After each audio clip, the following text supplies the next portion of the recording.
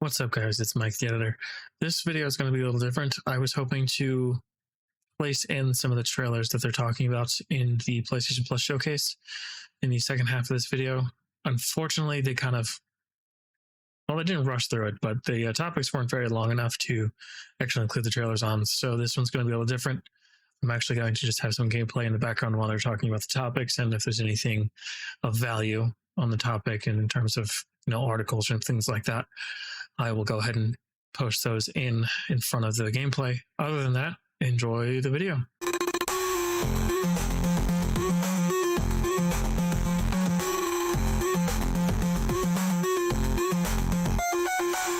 Hello, everyone, and welcome back to the CoinDrop Podcast, episode number 87. And I am going to say this at the top. I am not going to soil myself on screen just because Tim and Mike demand it. No, he says that. Maybe we'll get some money. If you guys put some money involved in it, maybe we will. All right, so look, if we're doing it that route, I am a horse, so, money will want me to do things. That is the question, isn't it?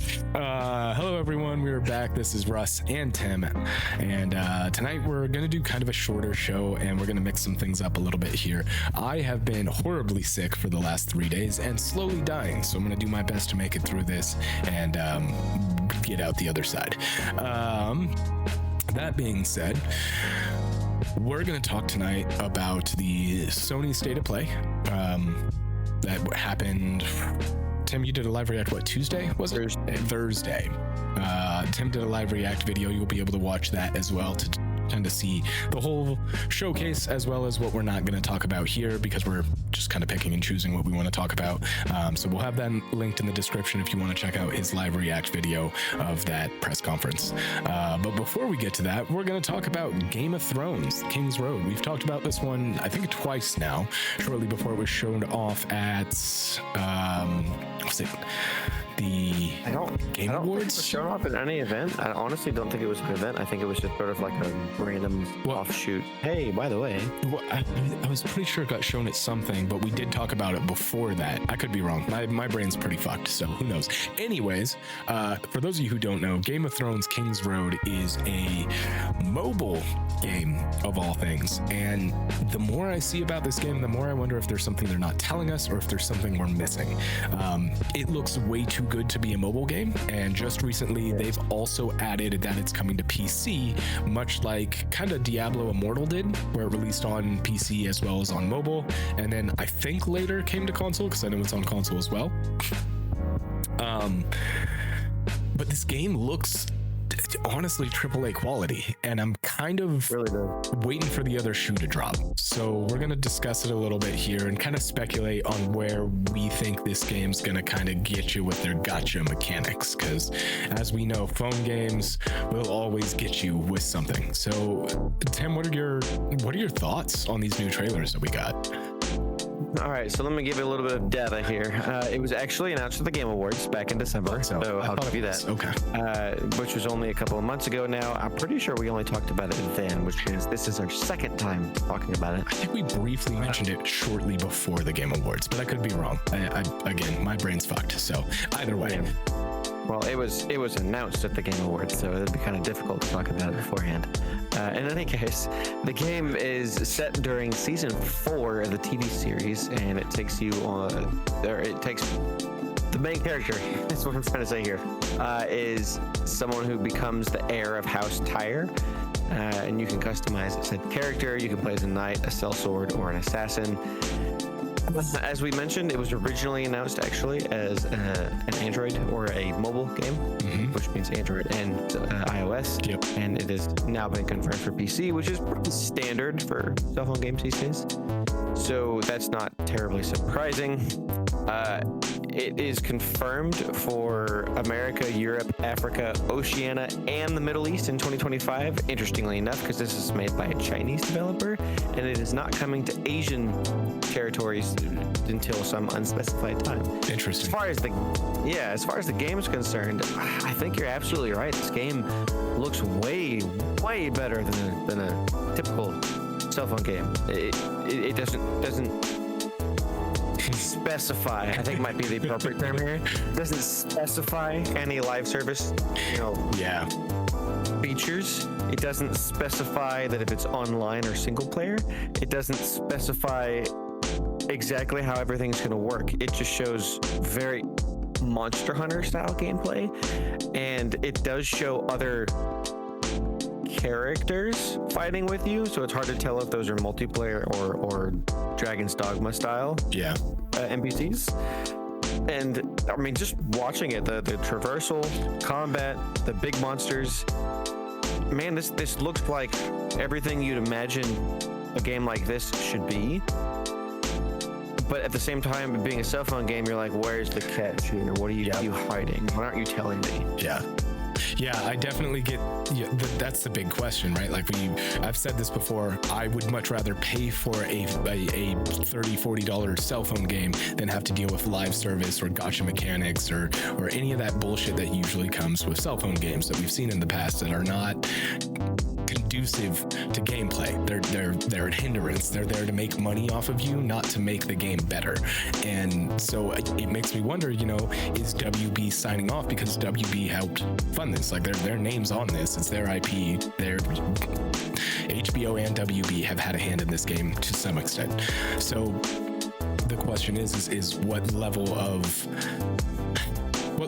like the shoe waiting to drop do we have to expect, right? Like, is this going to be a buy it once and you got it game? Because if so, I'm on board 100%. Let's do it. I'll pay $40 for this game.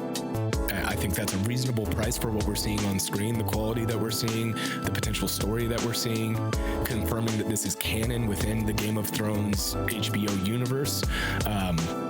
I'm interested enough to be like, yeah, I'll throw $40 at this.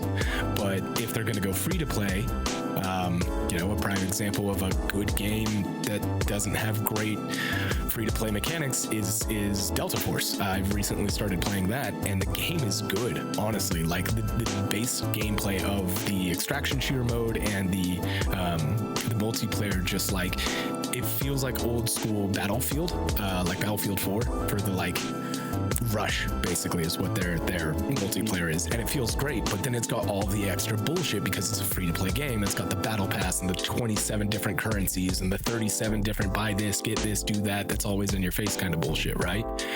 And so if we have to deal with that with this game, I'm not going to play it. Just plain and simple. The game could be amazing, but if you've got that, it's going to suck me out of the game. So it looks like it might have some multiplayer aspect, but now I'm wondering, seeing as how different the creature trailer is from the sneak peek combat trailer, it almost makes me wonder if that's like a multiplayer Monster Hunter style mode where you can play multiplayer with other players, because none of those creatures exist at season 4's time frame in the show, so it almost feels like that's separate from the story, if that makes sense. Yeah, so while you were talking here, I was actually doing some grok searches, which is obviously, take this with a grain of salt, although in my experience grok tends to be really, really accurate. So I asked it a few questions here. First off, I asked if it was multiplayer, and it said yes. It will include multiplayer elements, although it does support both a single player and multiplayer modes.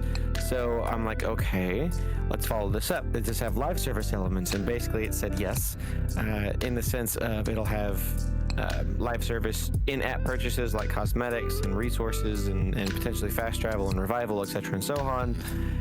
And so then I followed it up with, can I play it offline only? And it said, no, it will not be playable entirely offline. An online connection is required, as indicated by both the game's beta and discussion on multiple platforms like X. It says, while some single-player aspects might be accessible offline, the core gameplay experience necessitates an internet connection. And then last thing I said, is it free to play? And they basically said, I don't know yet. Yeah. More or less. That hasn't been confirmed. And so I'm sitting here like, I'm still confused. I would guess, based on the information that this is given us, which obviously this aggregates both everything on X and pretty much the web as a whole, and then it tries to give it to you in a very succinct explanation. It sounds to me like this is going to be a free-to-play game, and Yeah. it just depends on how they manage to I guess, model the game. Is this going to be like an MMO where I can choose to play it and, you know, play it single player as much as I want until I get to those elements that require, you know, elements or like dungeons or something like that, Right. to play with other people? Or is this a Monster Hunter style game where I pretty much everything I do after a very short period of time, it requires player interaction? Or is it one of those super, like, I have to do everything in this live service? It really just depends. Is it going to be live service to the point of fuck this, I'm not playing it? Or is it going to be as little as possible to where I'm going to enjoy myself while playing it? Because there are those in betweens. I mean, look at Genshin Impact. It's a live service title, but you can play that game entirely single player. You can play that game never giving them any money, never once ever drawing for characters, and you can play and beat the whole game with the base character they give you in the very beginning. That's how live service friendly that game is.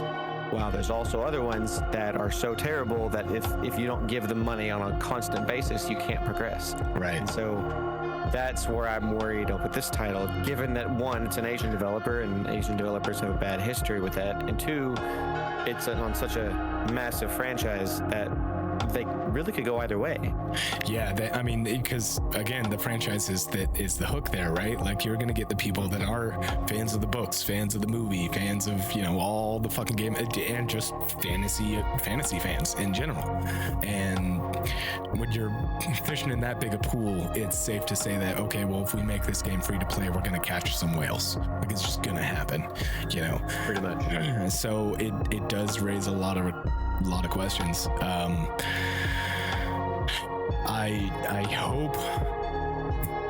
hope it's not free to play, but it sounds like it is. It sounds like they're going with the battle pass style. They're going with live service models, and ultimately, I mean, it's probably going to end up being another Diablo Immortal for me. It's going to be a game that I'm like, I should go back and play that again, and then I start playing it and go, I remember why I don't play this. So yeah, that's probably where it's going to sit. Yep. Honestly, if we look at it realistically, I mean, I think Diablo Immortal was really good. If you played just the storyline, ignore everything else, get the story out of it, and be done, it's actually totally worth it. I believe you. I can't. But, like, there's so much extra shit that's distracting. It's hard to focus on just that story. I agree with you, and that's actually one of the things. I don't know if there's a name for this, but there's effectively a phenomenon, I guess, would be the best way to put this. When you play a game that's free to play, you actually have less reason to play that game because it's free and you didn't pay anything for it. You have no buy-in. Yeah. And so dropping it and stopping to play it is really easy. But a game that you actually pay for, you sort of feel a drive to continue playing it because you have a stake in it. You know, you worked to get this money, which you then spent on this product. And so therefore you feel like you need to actually, you know, get your money's worth out of it. And so that makes a lot of sense. That makes a lot of sense. Yeah. And so there are games that, like, again, the Genshin Impact and the MiHoYo games, they do capture me, and there's extremely few free to play games that I've actually stuck with for any length of time. Hell, actually, I don't think there's any games I've stuck with for any length of time other than the MiHoYo games. So, I mean, that might be something to put. I've been playing games since, you know, the regular Nintendo days. Yeah. So maybe that's, you know, I don't know. Maybe I'm the outlier. I have no idea. But I hope this isn't one of those. I hope they give us reason to play it. I hope they give us a good depth, and I hope they make it to where if I don't give them any money, I can enjoy myself. And that really is that balancing act that few games have gotten right. Yeah, I think MiHoYo and probably Warframe are probably the two best examples of that great free-to-play model that really incentivizes you to continue to play without making you pay for it. Like, I've spent money on Warframe only because I've put hundreds of hours into that game, and I'm like, you know what? Yeah, I'll spend $20 on Platinum because you guys have given me hundreds of hours of fun. That's exactly what I did with Genshin Impact. Yeah, and to me, that's like when you don't feel obligated to give them the money and you get what you want out of the game, that's when it feels right to pay those developers, because they've done it correctly. They've made a good game that wasn't predatory, and so many of them are, especially when they're mobile. And that's what skeeves me out the most about this, is this could be, dude, this could have been, and I'm not going to say it's not going to be, but this could have been the best thing to come out of the Game of Thrones IP since George R.R. Martin wrote the books. Like, it could have been. I don't think it's going to be, but it absolutely, like, imagine if this was an MMO. This would rival Final Fantasy XIV. In my opinion, it very much could rival Final Fantasy XIV, because you've got a deep story, you've got an established franchise, you've got great characters, a great narrative. If they really wanted to push, if it wasn't a mobile game, if it was a fully developed action MMO, this could be like an actual rival to Final Fantasy XIV if they did it right. But we know they didn't, right? Like, we know they didn't, and we know it's not going to be. But like, if there was a franchise that could have done it, it's Game of Thrones. I don't know. The only reason why I'm going to challenge you here is to be fair, this game launched before Final Fantasy XIV, and therefore it stuck with a very WoW formula. But you said if there's a franchise that could do it, it would be Game of Thrones. Yeah. What about Lord of the Rings? Lord of the Rings Online tried, man. They tried. I wouldn't mind seeing a new Lord of the Rings MMO. From my understanding, the current one is still played by a lot of people. I know somebody that still plays it. She doesn't play it very frequently, but they still play it occasionally. It's like the old Dungeons and Dragons MMO, right? Like, I think we played that way back in the day. There's still people that play that shit. There's still people that play Neverwinter. So like, it's definitely, I don't think Game of Thrones would steal by any means numbers from Final Fantasy XIV, but it would be one that would be interesting in a great way to hopefully provide competition in an MMO space that's very stagnant right now. Well, my point was that if there's an MMO or an IP that's going to compete or be able to compete with something like Final Fantasy XIV, I don't necessarily think Game of Thrones would be the one to do it. I think it'd be something more along the lines of Lord of the Rings, just because of brand recognition, appeal. I think Lord of the Rings is probably a little bit bigger than Game of Thrones. And let me add here that, you know, you mentioned the old MMO, and I specifically stated that the game released before 14. Right. We actually talked about this when the podcast was really new. They actually announced a new MMO. Oh shit, they did. Yeah, you're right. They did. I completely forgot about that. Yeah. So I was like, oh yeah, they did do that. And so while you were talking, I looked it up, and it is still in development. It's still in early development. And so my only potential concern here, although I will state I'm actually playing their game at the moment, Amazon Games is making this, and the reason why I said I'm playing their current game is New World. I bought that on PlayStation. I bought it on PlayStation 5 a couple weeks ago, and I've been playing the shit out of it. And so I'm actually really enjoying myself. My point is if they can make one decent MMO, hopefully they can make this one also very good. And obviously I would imagine they're going to take everything they've learned from New World and implement on it and make it a better experience. The fact that New World is a new IP versus Lord of the Rings being something that's established, I think that has a much better chance of being picked up. Yeah, depends on how they go about it. But yeah, I mean, that's a fair point. Lord of the Rings, I forgot they were making another MMO, but yeah, that could be a good one as well. Either way, the reality, unfortunately for me, is MMOs are something I would love to play more of, but they take so much time that I will never be able to dedicate to them. It's just like every other live service game. It just is, you dedicate a certain amount of time, and while some games, like, I would love to go back to Final Fantasy XIV. The reality is I would have to work 80 hours a week on that game to get caught up in that game. I'm in Stormblood, guys. Like, I'm in 4.0 and they're about to be on 8. All right. So like, I am years behind in that game. I think just in cutscenes alone, I'm over 300 hours of cutscenes behind, because I believe that game has about 900 hours of cutscene at this point. So like, that's just watching cutscenes, guys. Well, that's why I play the MiHoYo games and something like New World, is that I can play it like a single player game and play it at my own pace and not worry about it. Final Fantasy XIV is very different. Yes. It's very traditional, and so I fully agree with you on 14.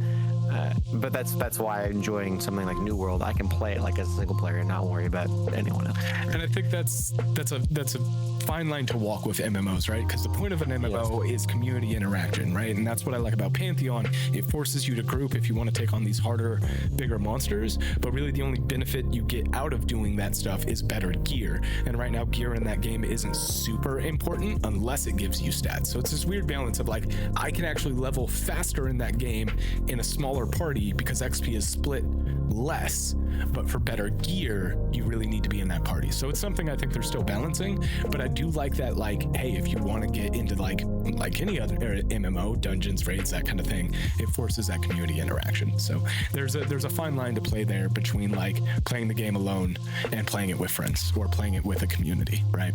So yeah. So I want to just step in here. You said there was 900 hours of cutscenes, or you speculated? I speculated, yeah. You speculated. And while you obviously went on the extreme end of 900 hours. I'm not that far off, am I?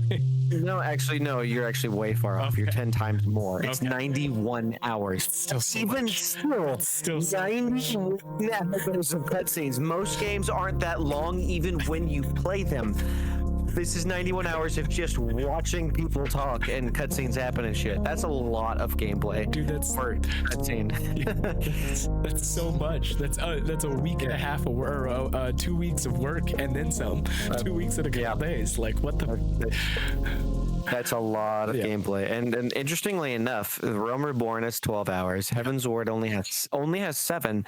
Stormblood has 12, Shadowbringers has 16, Endwalker has 23, and Dawntrail has 21. Either way, that's still a lot of freaking storyline. Yeah. And honestly, I love the storyline. Obviously, you do too. And I think it's totally worth your time if you have time. When I retire and I can do nothing but sit around and play video games, you better believe, wait, Final Fantasy 14 still exists and the servers are still online, I'm going to play my way through it. But yeah. Well, maybe you'll get to play the mobile version that they announced recently. God, I don't want to. I don't want to. All right. Well, speaking of announced recently, let's talk about some of the games we saw at Sony's State of Play. So there was a lot actually announced here. A lot.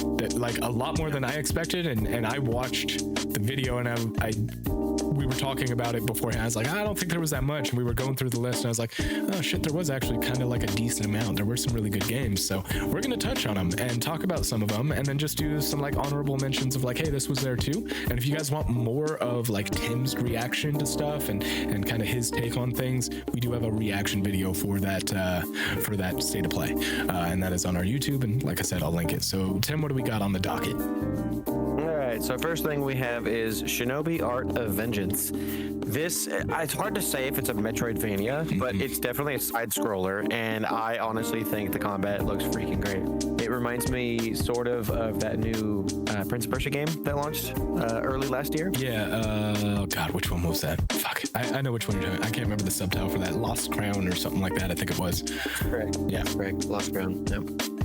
It reminds me of that in the sense of it's a side scroller with really awesome combat. This game is hand drawn versus the other one is 3D, 2D, 3D, whatever you call that. And personally, I don't know what much else to say about it other than the fact that it looks freaking great. I just love that we've got 2 ninja games, right? Yes. Technically 4 if you want to get specific, but we got the new Ninja Gaiden. We got the new Shinobi, we got Ninja Gaiden 2 Black Remake, and we got Ninja Gaiden 4 announcement. So I mean, I'm just saying, Tenchu ain't too far away. Tenchu ain't too far away. There's more than just that though, and you're selling yourself short, but we'll get to that. Shinobi looks awesome, dude. Like again, this looks like another game that is fucking prime for the Switch, or sorry, not the Switch. Well, the Switch too, but the Steam Deck. I mean, like this looks like any handheld, really. Yeah, like oh god, just love Shinobi, love the titles. Can't wait for this one. I think it's great that Shinobi's coming back, and I absolutely adored the PS2 Shinobi game, and I really hope they come out with a new 3D Shinobi. So if this game sells well, hopefully that's their plan. Maybe. So next on the docket is Lost Soul Aside. Finally, after a fucking decade, this game has a release date, and it's coming to PS5 and PC May 30th. to give you a little bit of history on this game, it was announced very shortly after Final Fantasy 15, and it was made by one person. And this game at the time, I remember when the trailer launched, like the initial trailer, I was like, holy shit, this game looks better than just about any any AAA game currently like we're waiting on. This game looked amazing, especially being developed by one person. Now, if you're people like me or Digital Foundry or whatever, you're gonna be able to pinpoint some stuff that don't look great. You know, like the draw distance or the line of distance, which is the draw distance on the finer details, and some various other things. You know, the small things. In any case, over the course of the next year or so after it was announced, they were showing off new gameplay and new areas and all sorts of other stuff like that. And basically, Sony was like, hey guys, you want to make this exclusive for us and we'll help you? We'll give you money and we'll give you developers and all sorts of other stuff. That way you can make this thing what you really, really want it to be. And obviously the guy was like, fuck yeah, I do. And so here we are, right? A big ass publisher like that saying, we'll give you money and people to help you make this thing a reality. Yeah, absolutely. I'm going to be honest with you, man. If IGN came to us and said, hey, we want to pay for you guys to get bigger, and would you just do your thing? I'm going to be like, yeah, fuck yeah, give me all of it. Give me all the money right now. All of it. The caveat is just do your thing. Yeah. I need that in writing. I need a contract that says we get to do our thing. End of just period dot. That's it. I'll put my name on that paper. I would too. So this game was originally announced before the PlayStation 5 was even confirmed. That's how long ago this was originally confirmed. Obviously, it is skipping the PS4 at this point because the PS5 is freaking 4 years forward, almost 4.5 years into its lifespan at this point. In any case, I think you need to look at, if you're following this, you need to look at some of the old trailers because this trailer wasn't very combat heavy. It had some combat in it, but it seemed like it was just more kind of giving you more of what they've shown in the past. So there's combat heavy trailers, there's exploration heavy trailers. There's honestly a lot of trailers that give you a lot of different ideas of what the game is going to play like, which to me looks kind of like a mixture of like Devil May Cry. Honestly, that's probably the best way to put it. It's very Devil May Cry. Yeah, I think you need to look into it if you like that style of gameplay. It's very Asian in a lot of its styling, I guess. Presentation. Yeah, I think that's fair. Yeah. And it's finally releasing. I've literally been following it since the day it was announced 10 years ago, and I'm surprised it's finally got a freaking release date. So it's about time.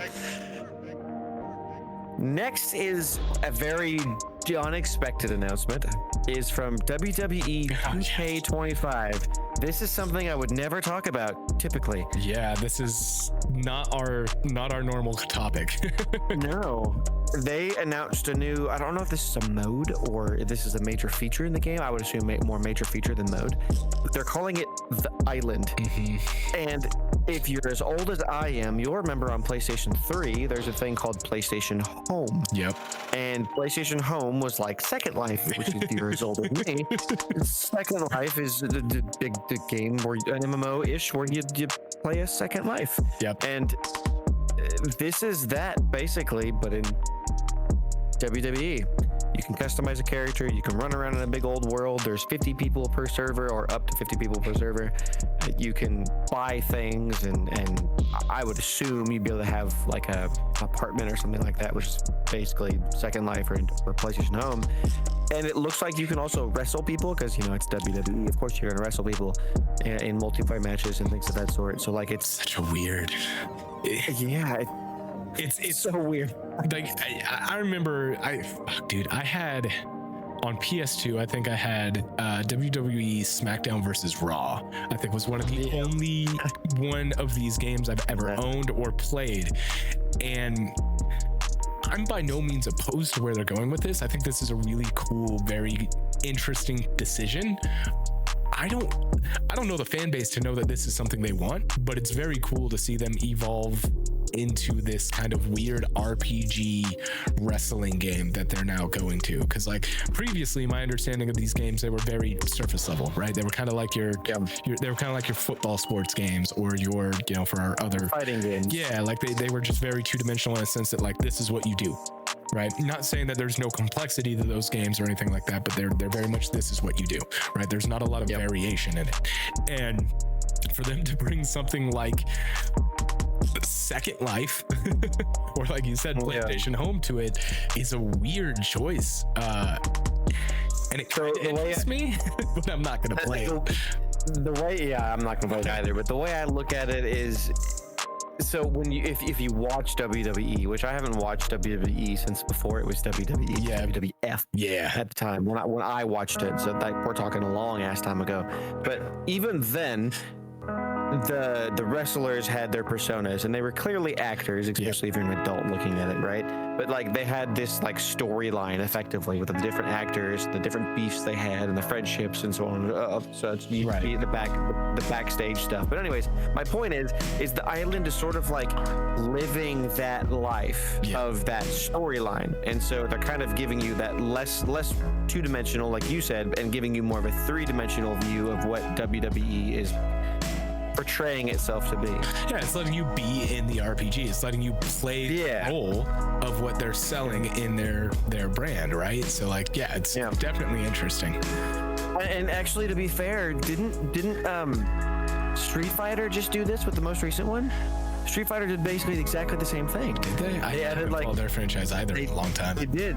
Yeah, Street Fighter 6 did basically exactly the same thing. I don't remember what it's called, but more or less it is this PlayStation Home / live the world. And like, to me, I remember when they announced it, I was like, that looks like Tenchu. What the fuck is Street Fighter doing? Huh? but like, yes, that was what I thought at the time. Weird. So like, you'll have to look it up on your own time. Yeah, I'm gonna have to. But I do remember Tekken, was it 6? Was Tekken 5 or Tekken 6 doing something similar where there was a whole mode that was like an action adventure brawler mode that was like completely separate of the actual story, that was just a fighter, but like it wasn't obviously this, but like that was like the early stage of this that I can remember, like Shaolin Warriors from Mortal Kombat, right? Like it had that like different Shaolin Monks, sorry. It had that different vibe to it. I don't know, it's interesting, but this is a weird choice, I'll be honest. I'm not opposed to it. I think it's a really cool one, but it's definitely weird. Yeah, I would absolutely love a new Shaolin Monks, but in any case, it's different, and it's probably something that they need. I don't know if their sales have been slumping in recent years. Like I don't know, but maybe they're just following a trend because, like I said, other games recently have done something similar. So right, who knows? Maybe it'll be a way for them to be able to make it a live service title and come back to it for a long term, which is probably the case. Yeah, I mean, that's fair. Like, honestly, if there was going to be a game, like the sports games in general feel like games that make sense as live service instead of releasing a new one every year, just updating the game, as rosters change, as stats change, things like that. Kind of makes sense for like football and soccer and baseball and WWE to go towards a live service model. But yeah, I don't know. It's interesting. It's the best I can say. More or less. But moving away from weird to something that's definitely exciting is a game from Supermassive Games. Those are the guys who Until Dawn, from the Dark Pictures anthology, which is the more recent titles they make. But this one is a spacefaring one called Directive 8020. And to me, it looks like Dead Space meets The Thing. What do you think? Yeah, so I got not quite Dead Space vibes. I was actually leaning more towards Event Horizon is kind of the vibe I got. Yeah. I was curious as well. So for those of you who haven't seen Event Horizon, I honestly believe it's the movie that inspired Dead Space. Yes, it's not. It actually is. They actually okay. I wasn't sure. If you haven't seen it, it's fantastic. Forrest Whitaker, I believe, is no, not Forrest Whitaker. What's the guy who plays Morpheus? Anyways, the guy who plays it. Yeah. I can't remember his name. It starts with a W. I could have sworn it was. Guy that plays. Yeah. Anyways, he's in it. It's a great movie. Highly recommend watching it. But this feels like part sci-fi horror story, part like detective whodunit kind of thing, just in space. And it seems like they don't explicitly say this is going to follow their previous format of like Until Dawn and a lot of those games where it's a linear choice-based narrative, but it definitely feels that way. just graphically and narratively, it seems that way. It might even be more linear than that. There might not be a lot of choices in this game. It might just be, I don't know, more directed, but I can see definitely the Thing vibe. They keep talking about this thing adapting and trying to become us and all this and that. And so I'm all for space games, especially space horror games. Fucking love the Alien franchise and all of the horror that comes with space in general. So Directive 8020 has me very interested. Yeah, so the reason why I said Dead Space meets The Thing is because Dead Space, just given the fact that it's, you know, some alien virus thing. Right. And The Thing, because it looked like it was taking over them. But when you mentioned Event Horizon, I then started to think of maybe it's kind of a mixture of Event Horizon meets Sphere. Ooh, which, man, that's a classic one too. Yeah, Sphere is another good one. Both Event Horizon and Sphere sort of shaped my idea of what horror should be. Yeah. In any case, a Sphere, you know, this object sort of recreates these people's worst fears and it makes them reality. And that's kind of like the idea. I remember actually watching the trailer, you know, the other day, and I was sort of thinking maybe there's a bit of Sphere in here, because like you said, in the trailer they mentioned this thing is trying to become us, which I also thought about the movie Us by Jordan Peele. Yeah. I haven't seen that one, but I know enough about it to know that it's a very, very good movie. Yes, he's a phenomenal horror director for sure. I watched Nope and I loved it, so yeah, he's very good at what he does. And this honestly, this video game looks like it really just takes a little bit of everything, all of the best horror movies, you know, from the past 30 years, and throws it into a video game. And like you said, I think it's hard to tell if this game is going to follow the same format that they're known for. I think it'd be a little weird if they jump out of that format, but at the same time, it does feel like it's just a solid, straight story. But maybe the whole, you know, it's trying to become us is their way of being able to change things up as it goes, depending on your action or your decisions or whatever. Yeah, I honestly, I would be okay with this even playing kind of like Dead Space, where it's just third-person camera, you're walking through the ship kind of thing, and just trying to survive, and, you know, moving from cutscene to cutscene and exploring and trying to solve, you know, the issues. So I don't know, it could go either way, and both are totally cool.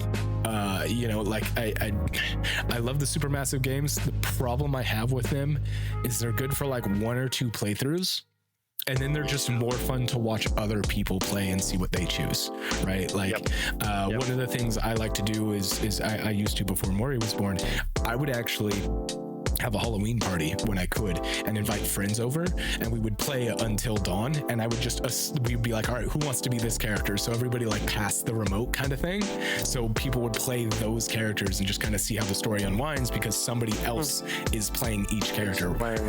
So it was a really fun way to play that game, and I feel like if this is similar to that, it'd be another really fun way to play it. You need to play that police game that they made. I forget what it's called. Police game? They made a PS4 game that was exclusive. I can't remember the damn title of it, but basically you could connect your cell phone. No, you could connect your cell phone to it, and so the person that's playing it is playing it, but there's up to 3 other people that are connected to the game via a cell phone app, and you could actually help or hinder basically the what is the word I'm looking for? The investigation as you're playing it. And it's really, really, really unique. Damn, the name escapes me, but it's one of those games. This is before Until Dawn? It actually might be. No, it's after. Actually, no, I'm on their website right now. Hidden Agenda. Maybe that's what it is. 2017. I think that's right. I don't know anything about this fucking game. You can connect your fucking phone. Excuse me? Yeah, and like I said, up to 3 other people can kind of affect the experience as you play it. The fuck? Yeah, that sounds like it's totally up your alley, honestly. With the whole Halloween party thing. Yeah. I did not know this is a thing. I am definitely gonna have to check this out. I assume it's only on PS4 though, right? Correct. Yeah, that's all right. I still got my PS4, so it's something I would definitely be into. I'll have to check that out after the podcast. That sounds kind of wild. But Directive 8020. I'm interested. I wished it listed it as soon as I saw it come on screen. I was like, this looks fucking cool. So I'm excited to see what they do with it. I fully agree with you. And just to give you a quick depth. I don't know, whatever. Hidden Agenda is exclusive to PS4. It never made it anywhere else. No PC, no nothing. Got it. Next up is a title that is called Midnight Walk. It is actually an entirely claymation, meaning literally everything was physically handcrafted by the developers. And all of the animations and everything else, they physically made this stuff.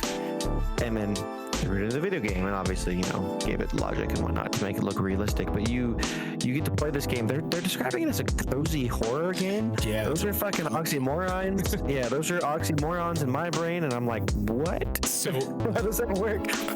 I think I can understand. It gives me that what they said and what they showed makes me think of Psychonauts, and it makes me think of did you ever see, it was a Tim Burton produced movie. It wasn't one of his, but it was a Tim Burton produced movie called 9, and it was about it gives me that vibe. The cozy horror, right? Like, it's creepy, but it's not fucking terrifying kind of thing. I guess that's fair. I mean, I definitely got Tim Burton vibes from it, 100%. Absolutely. I'm pretty sure I even said that on Thursday when I was watching it. When they were showing it off, I'm pretty sure they announced this game a while back. I don't know if it, how long ago, but it was before this. Right. And basically at the end of the trailer, they confirmed that it's also PSVR 2 support, which I'm like, okay, that should be really interesting, because it kind of looks like it's like a first-person adventure game, but it looks like it has some shooter elements to it, as well as some just your particular first-person horror / fucked up Tim Burton, mind stuff going on. And so I was like, it looks super unique. Yeah. All of the art and everything else about it is really interesting. And the fact that it's effectively claymation, but a video game. That's different. Yeah. We haven't seen one of those in a long time. There was a game on PS1. It's a very rare game at this point. I cannot remember the name of it to save my life. It was a claymation side scroller from the PS1 era. I cannot remember the name of it, but that's the last game that I can think of that was like claymation. Is it the Neverhood? It might be the Neverhood. The Neverhood, yeah. Yep, that's it. Yep, the Neverhood. Yep. Yeah, that was a fucking weird game. It was on PlayStation and Windows. I played it on Windows, and it was like classic point and click adventure kind of thing, but it also had kind of a Tim Burton vibe to it. I never played that one, so I can't say anything about it. Yeah, that's a very old one. Interesting. Mm-hmm. Well, moving on from the Midnight Walk, we have another. It's hard to tell if this is supposed to be a horror game or just an action adventure game or a story-driven game. They haven't really given us enough information to kind of pinpoint what it is, but this new one's called Hell Is Us. This trailer was heavily story focused and showed you a lot of the cutscenes and stuff that are in the game, or at least some of the cutscenes anyways. They didn't really give you much gameplay, and the last trailer they showed, which I believe was a previous state of play, showed quite a bit of gameplay, and I'm pretty certain it's a Souls-like, but this new trailer didn't give me that vibe, and so I'm a little unsure now. Yeah, I'm hoping it's not. Said it numerous times before. I'm kind of over the Souls-like. Let's go back to like God of War or Devil May Cry style fighting. Anything but Souls-like at this point. I got like Death Stranding meets like, I don't know, Into the World vibes from it. It's very like, the story feels very deep, and they give you very little in the trailer.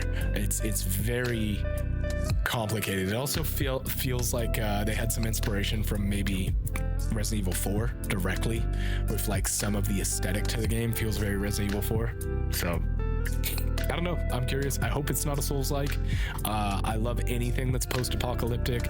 The video of him just walking through cities that are just filled with bodies is really a wild visual. And I'm interested. It seems like a very big blend of genres. So I don't really have anything else to say on this. I want to know more, and I want it to not be a Souls-like. So I asked Grok because they're very good at aggregating information. Basically, it is a intense melee combat game that has a heavy emphasis on dodging, which is very Souls-like. However, it's an open world or semi-open world game, and apparently the developers have explicitly stated that it is not a Souls-like, aiming instead to be categorized as an action-adventure game with unique exploration mechanics. So that's good, because I'm in your boat. I'm tired of Souls-likes. I like Souls-like games. Yeah. In the vein of Stellar Blade and such.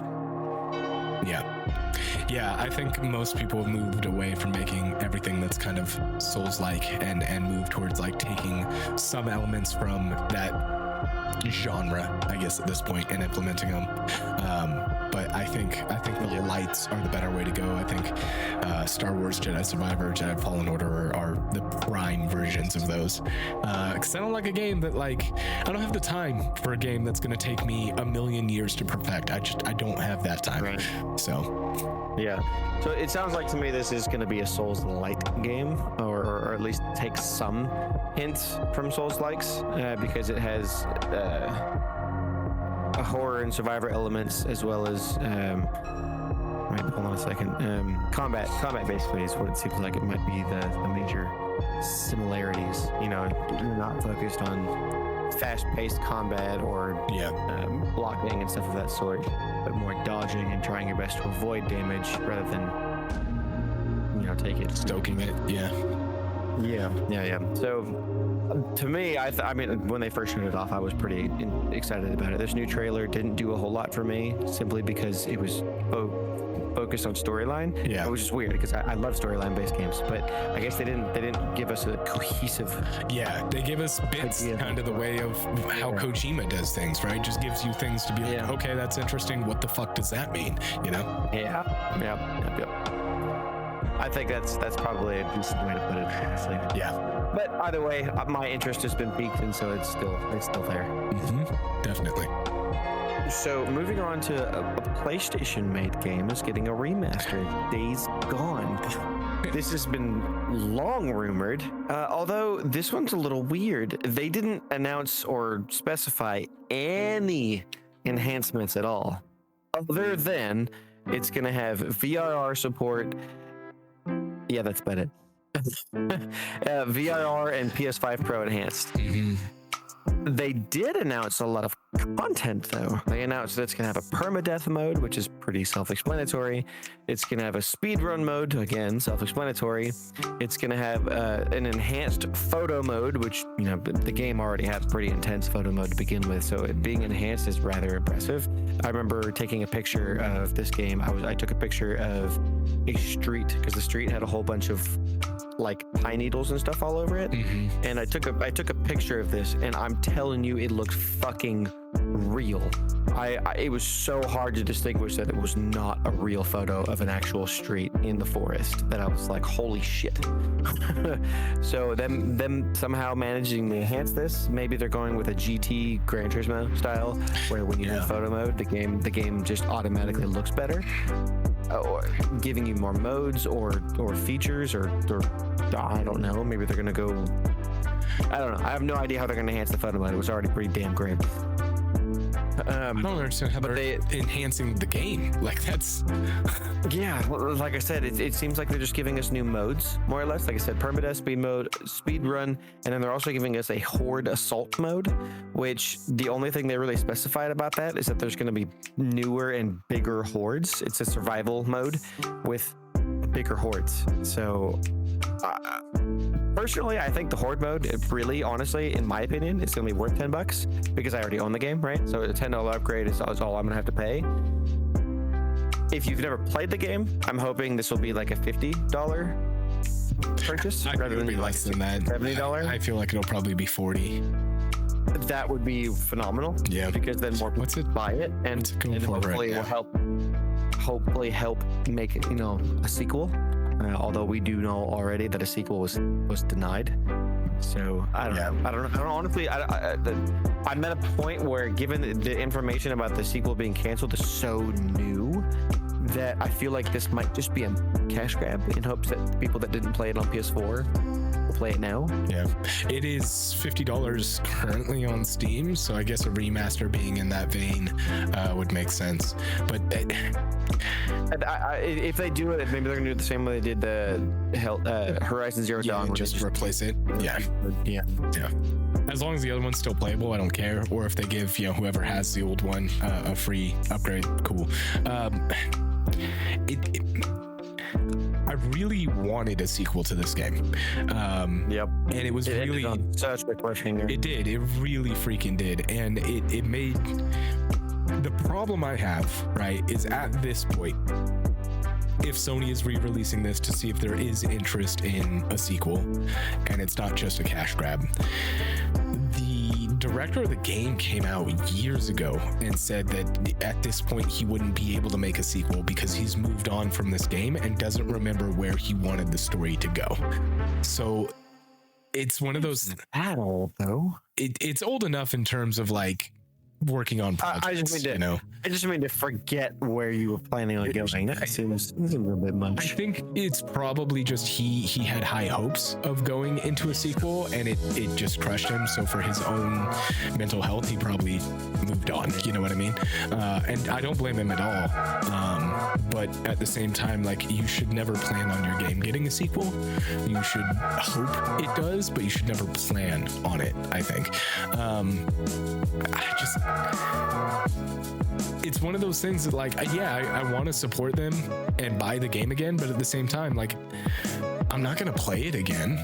I'm just not. Like, I bought Ghost of Tsushima again to play on PC, and I played it like a while. I was like, yeah, this is as good as it was. Like, awesome. I haven't touched it since. Yeah, like, it's games that, like, maybe when I'm old I'll go back to, but at the same time I have to sit here and go, why the fuck did I waste my money buying this game again? Like, I played it when you're old coming back to it, you might very well be playing it on, PlayStation 9 or something like that. I mean, I got it. Yeah, I've got it on Steam now, so like it's whatever. But like at the same time, it almost like, why do I continue to rebuy games that I've already played and beaten? So for this one, it seems like they're trying to grab more audience or trying to cash in, but there's no enhancements here other than a few new modes that they've clarified. And I don't care about speedrun mode. I don't care about one death mode. It's got some cool accessibility features, which I think more games should have, but that seems like something that could have been put in a patch and an update. And then an enhanced photo mode. I've never used photo mode in any game ever. It's not something I care about. I just don't care. So it's one of those things where it's like, well, why would I pay any money for this personally? So, but if you've never played the game, ignore everything I just said and buy this game because it's phenomenal. Yes. It is an amazing, amazing game. And for a studio that's only previous game, if I remember correctly, their only previous game to this was an Uncharted PS portable game. And they made this as their second game. This isn't their second game. They've made more than one. This is their first. It's their first console game because all the stuff they made beforehand was portable games. Yeah, but like, yes, correct. Phenomenal story, incredible zombie game. The tech they used for their zombies in this game is insanity. I spent like a long time trying to understand how they did it because the hordes, spoiler alert, are one monster. So it saves on CPU processing everything. It's one monster, but they're all individual monsters that you kill. Like, yep. I don't understand how they did it, but it's fucking brilliant, and it deserves your money if you've never played it. That's my rant. So go Grok, because again, while you're talking, I looked up some information. Apparently, the game is getting graphical enhancements. They didn't say shit about it during the PlayStation State of Play. Not at all. But according to this, it is getting significant enhanced visuals across the board, making the game look sharper and more detailed. It is getting an increased foliage draw distance, which is, I mean, you'd expect that, considering the engine. Just PlayStation 5 is significantly more powerful piece of hardware. Yeah. It is also getting improved shadow and lighting quality. It's also going to be using Tempest 3D audio, that's just their custom audio solution for the PlayStation 5, which is impressive, don't get me wrong. I already mentioned the variable refresh rate, and then according to this, it's also getting a quality and performance mode, so you can choose between prioritizing visuals or smoother gameplay. So it's basically getting the slate that you expect out of a remaster on top of the new mode. So honestly, it sounds like to me that this is actually sort of a greater remaster than most Yeah, games they didn't get, put because any of that in the fucking trailer, and they really should have. yeah, it's a little strange that they didn't. But I mean, for me, I think giving them $10 is just my goodwill of saying, yes, please make a sequel. Yeah. And I probably will do that. Yeah. It's one that I might consider buying depending on the price tag it comes out at, again, to push that. But I also don't trust that they're going to make a sequel. You know what I mean? What will get me to buy it is if it plays well on the Steam Deck, because it's a game that I would play on the Steam Deck. That's fair. Yeah. That's fair. Yeah. What else we got? The next one we have, this one's an interesting title. We are at almost an hour into this. How many more do we have for the free side? Let's save the next 2 for Patreon. Okay. Because I know we have one for sure over there. Yeah, these next 2 are also relatively large. Okay. So let's go ahead and save those. Okay. So let's move into the quickfire then, because we've got all empty. And I will also parse those out as well. Okay, so Monster Hunter Wilds got some new gameplay. If you're a Monster Hunter fan, you know what you're getting yourself into. They confirmed that they're obviously going to have new content over the course of time, but they also confirmed that the beloved Mizutsune, which is a very Japanese-looking dragon type monster, is making a return. They confirmed at the show that Sonic Racing is getting a new entry, which looks great for my kids. Digimon Story is getting the next entry in the series, which, if you know anything about Digimon Story, it's very Pokemon, just Digimon. Digi-Pokemon. There you go. Like a Dragon Pirate Yakuza in Hawaii now has a demo, and is also getting a crossover with Dave the Diver. I don't know a single game that exists that hasn't got the crossover with Dave the Diver at this point. Splitgate 2 is getting an alpha starting on the 27th of February. So if you like the first or are interested in this one, then look it up. Borderlands 4 got new gameplay, which to me looks smooth as hell, and I'm really, really hopeful that the game turns out good because, actually I really can't say because I've liked all of them, so it is coming out. They actually confirmed it is coming out September 23rd, and also there is actually a state of play. I believe they specified in April that it will be solely focused on Borderlands 4. Yeah, I think they did. Yeah, so there will be a deep dive into it in the next 2 months. Split Fiction, I believe, other than the trailer that they showed, which is just more of what we expected already, they gave us a release date of March 6th, which is very soon. Yeah, We're talking less than a month away. Can't fucking wait. Absolutely. That guy makes great games. Oh, by the way, he actually said the other day, he said EA couldn't give him enough money to ever make a live service title. That's good. Fucking love that guy.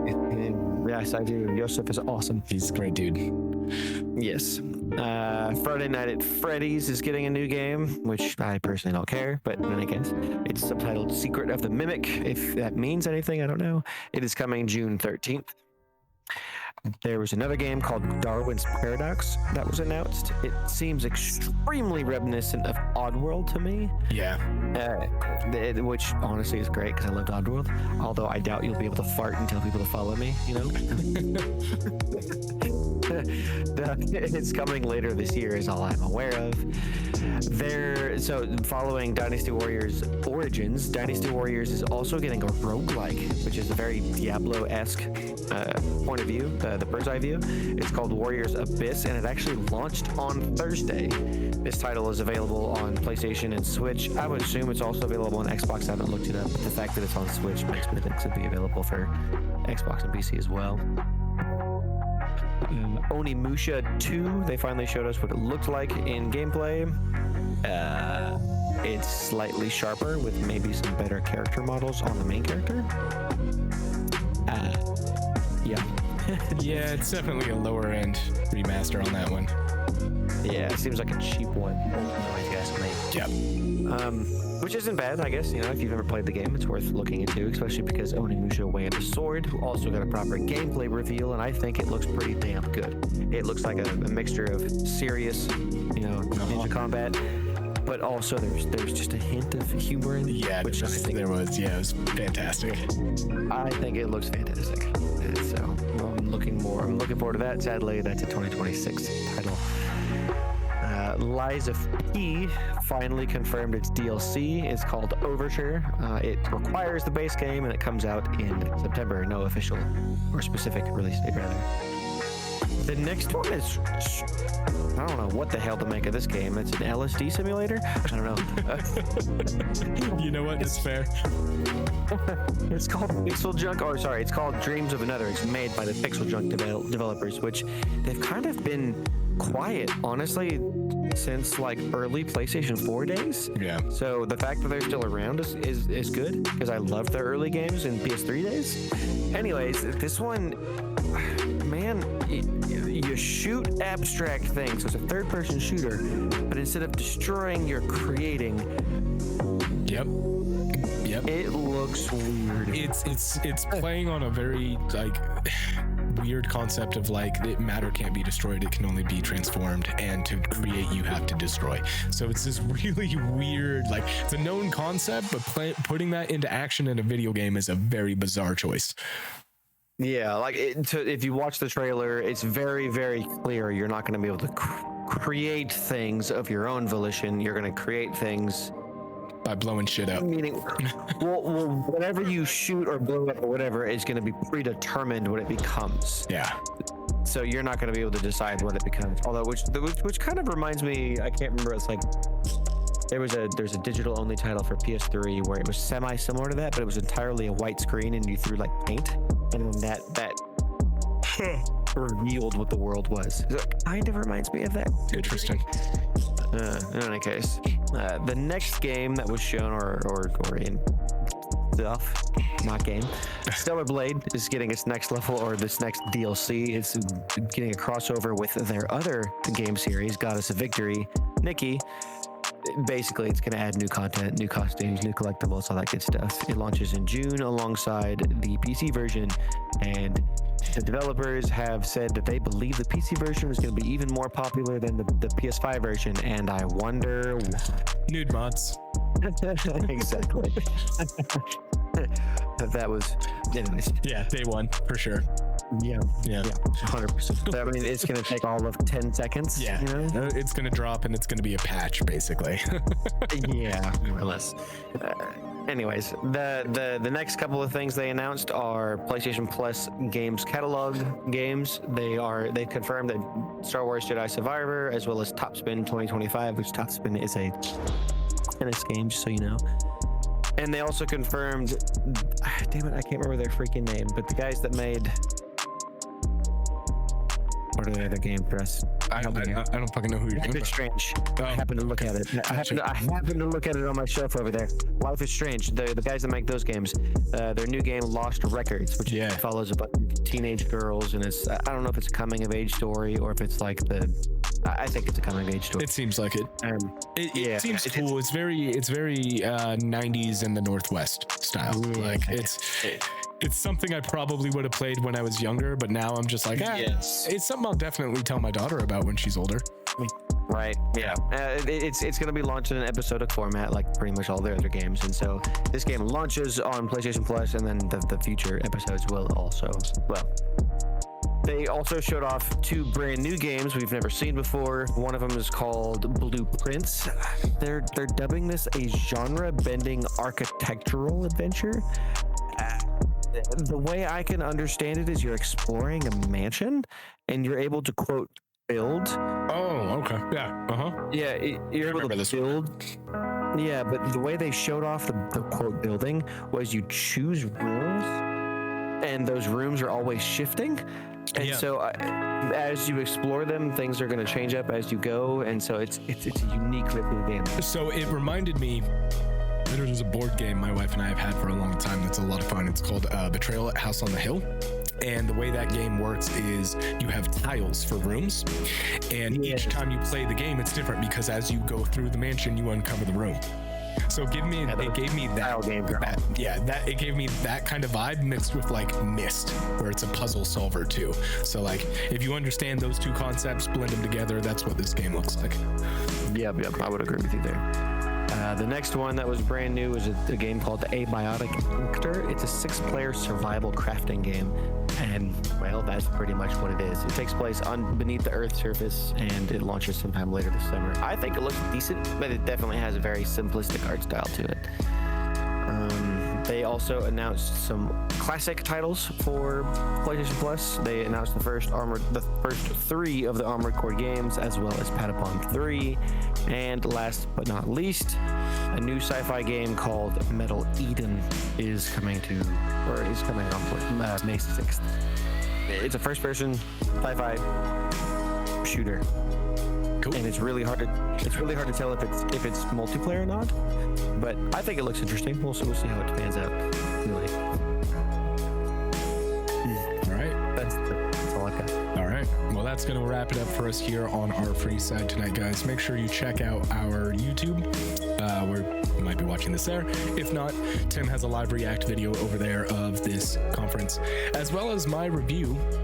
My first impressions for Eternal Strands just went live, and I'm going to warn you now, it's pretty harsh, but all of what I said is factually based, and reviews are opinions based on fact. So just because I didn't like the game, or whatever my thoughts might have been, doesn't mean it's a bad game, it just means it wasn't for me. You might like it, and if you do, I'd like to hear from you and find out exactly what about it you like. Check us out on Facebook, all those links in the description everywhere, and Patreon. We're going to be talking a little bit more about some of the other games from the conference over there, and talking about the upcoming games for the week. And I think that's all the plugging I've got to do to wrap this up. Tim, take us out, buddy. Tell your mama said hi. Have a great try that again. Have a great night, everybody. See you next time. My brain is fried.